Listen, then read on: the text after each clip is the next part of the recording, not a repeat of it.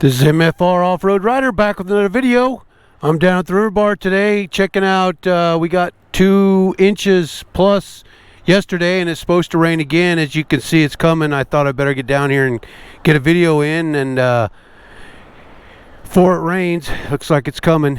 I'm up to 361 videos on YouTube, and I'm up to 1,040 subscribers, which is awesome. Much appreciate all the support of my channel and everybody checking out my videos. So let's go check out the river a little bit. It changed the path of the river's kind of changed. It shifted way over to the bank on the other side, and it kind of washed out. It just changed its route like totally since last time I was down here. So yeah, let's get going. Let's go check it out. Now I wanted to talk a little bit about crash protection, like skid plate and crash bars and that kind of protection, should you have it or not. And I feel like just depends on what kind of riding you're doing. But if you're going to do anything other than gravel roads, dirt roads, things of that nature, you should have some protection to protect your investment. I have just about all the protection you can have on this bike.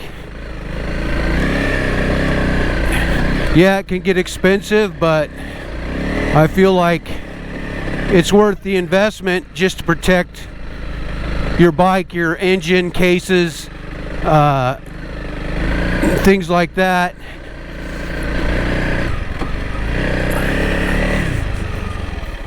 I feel like it's worth it.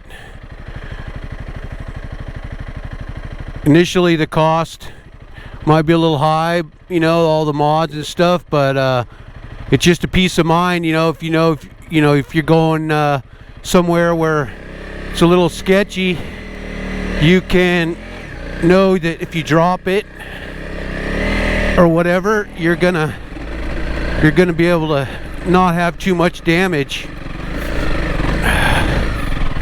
Oh boy, woohoo! That was slick.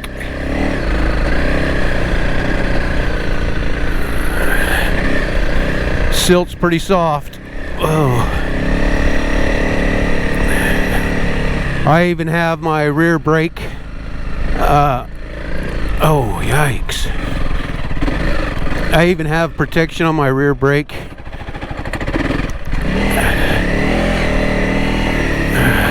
Master cylinder. It holds the fluid just in case.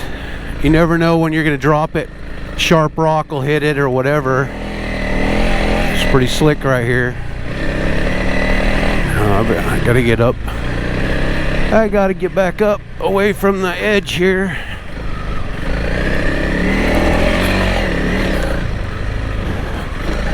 Like I said, with the protection, you feel like you can do a little bit more gnarly trails and stuff and don't have to worry about a big rock or something going through your engine case or your oil sump. Oh.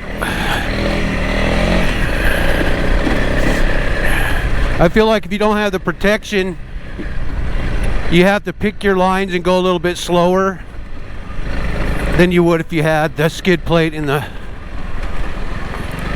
crash bars and stuff. See how the river's kind of changed its course. It's up against that bank over there, and then it goes clear across that way. It hasn't been this far over like this in a while.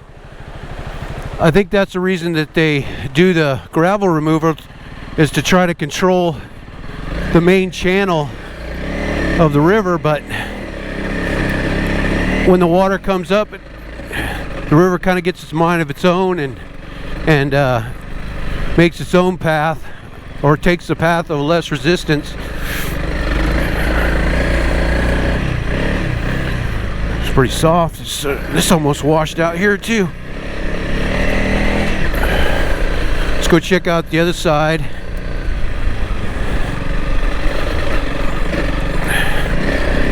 because the road got washed out over here, I think, or some of it. They put these big rocks here to keep you from being able to go around, but I can get around. They just don't want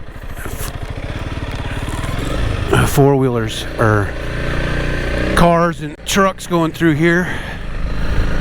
But see, the river's never been this far over. Wiped out that little single track trail over here, I'm sure, or part of it anyway. Yeah.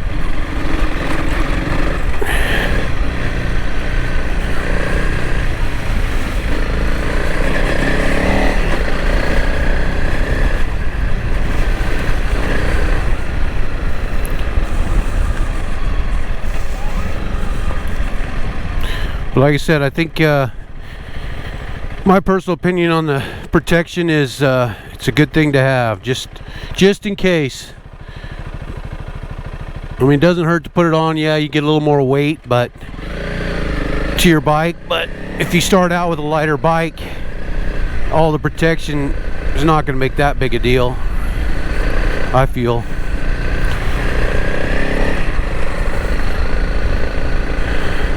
I think you can just ride more aggressive if you've got the protection you need.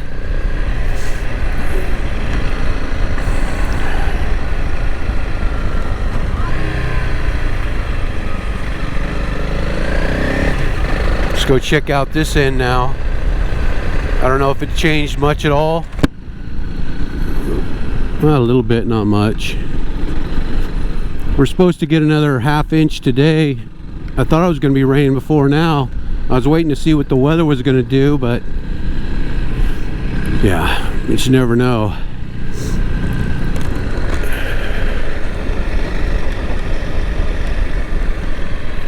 Oh boy, that was slick.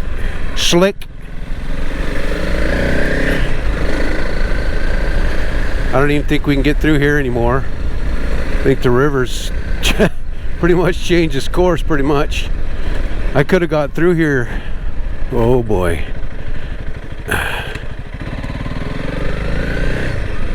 It's like quicksand when it's really wet, soft. Yeah, see, you spilled right through there. Now you can't. Dang. Better slowly get turned around here without getting stuck. Uh-oh. Uh-oh.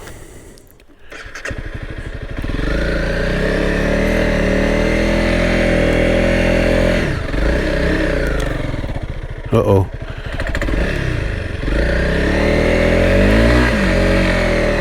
Come on, baby. Uh-oh.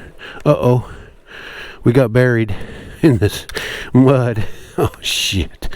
Oh, boy. Yeah, we did. Look at that. Oh, boy. This is going to be fun.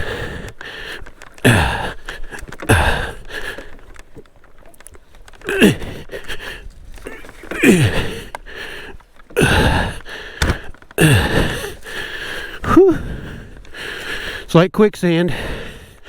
Hopefully I got it.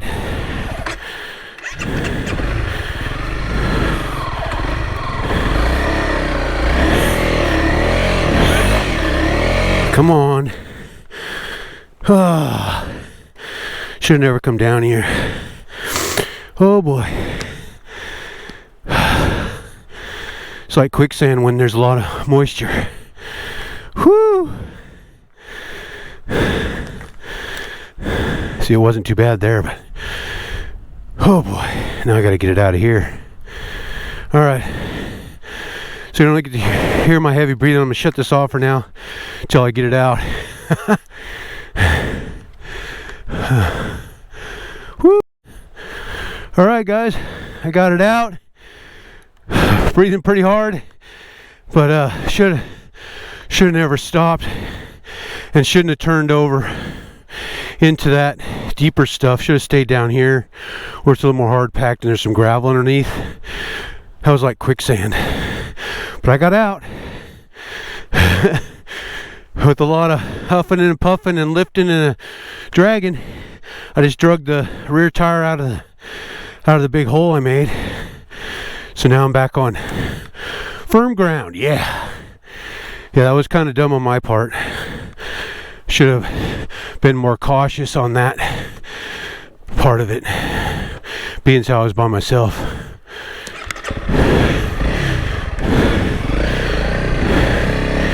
Now my rear tire is all coated, all caked up with mud and silt. Go through some of these puddles, try to clean it off. This gravel will help too. Whew. That was a workout. Sure, I'm glad I had a light bike. Whew. Lordy.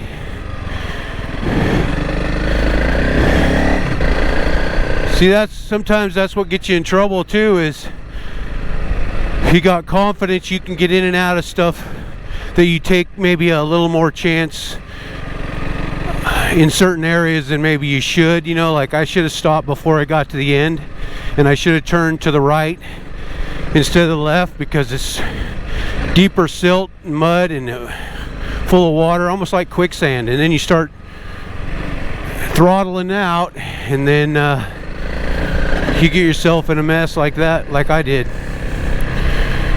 I just pulled the rear tire out of that big rut that I made, got it onto a little bit more solid ground, and was able to get it out.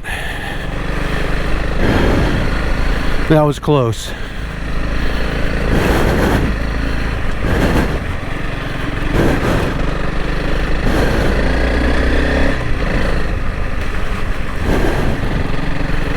Now I'm gonna have to go rinse my bike off good, because I got lots of mud in the chain and the sprocket.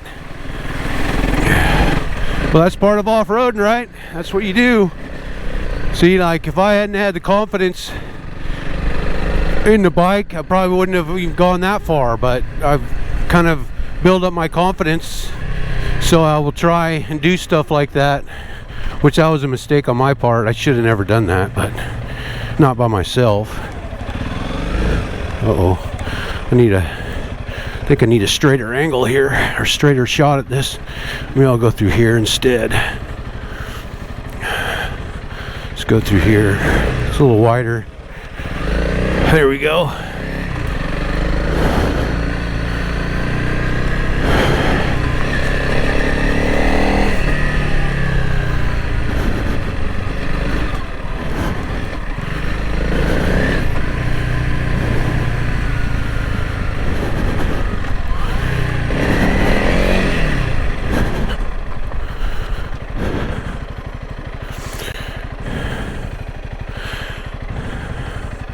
Alright guys, I'm going to end this video right here.